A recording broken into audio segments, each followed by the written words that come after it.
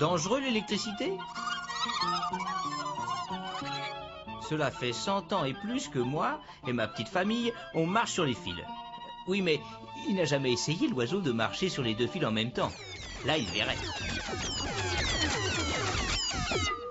Nous, on sait que si on met une lampe entre deux fils, le courant arrive par un fil, passe par la lampe et repart par l'autre fil.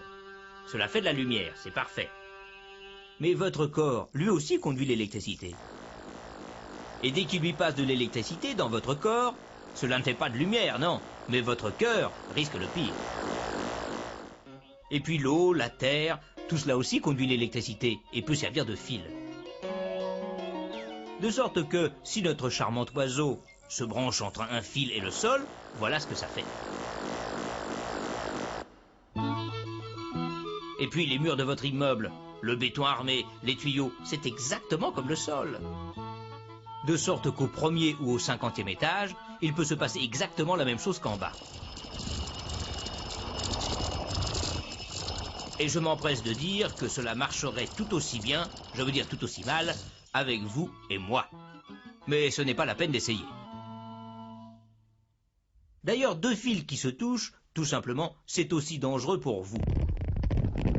Vous vous souvenez, nos messieurs du début, qui branchaient quantité d'appareils sur une même prise?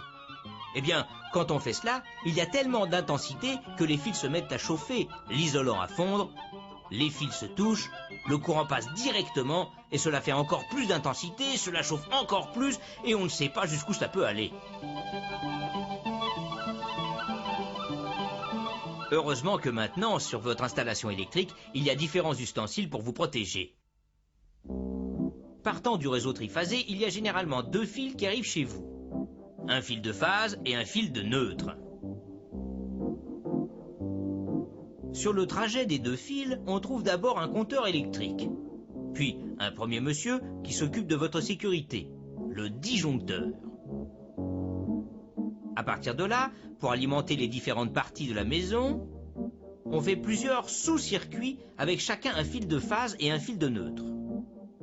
Et sur chacun de ces sous-circuits, d'autres messieurs sécurité, des coupe-circuits ou fusibles comme on les appelle.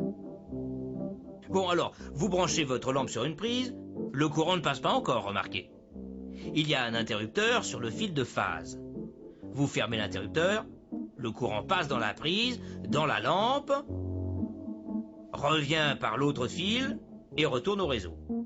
Mais si vous essayez de faire la même chose que nos messieurs, que va-t-il se passer? Eh bien, le fusible va se dire « Oh là là, il y a beaucoup trop de courant qui me passe dedans !»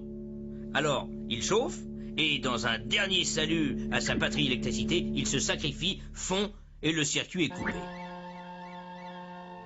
Le disjoncteur, lui, surveille tous les circuits.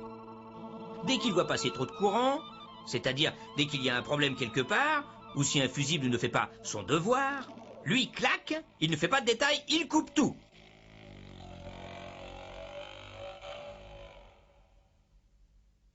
Et puis, pour vous protéger, il y a aussi les prises à 3 fils que vous connaissez. Et à quoi sert-il au juste, ce troisième fil?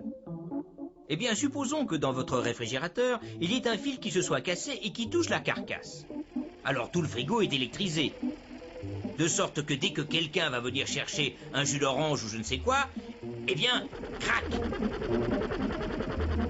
Mais fort heureusement, il y a le troisième fil qui relie la carcasse à la terre.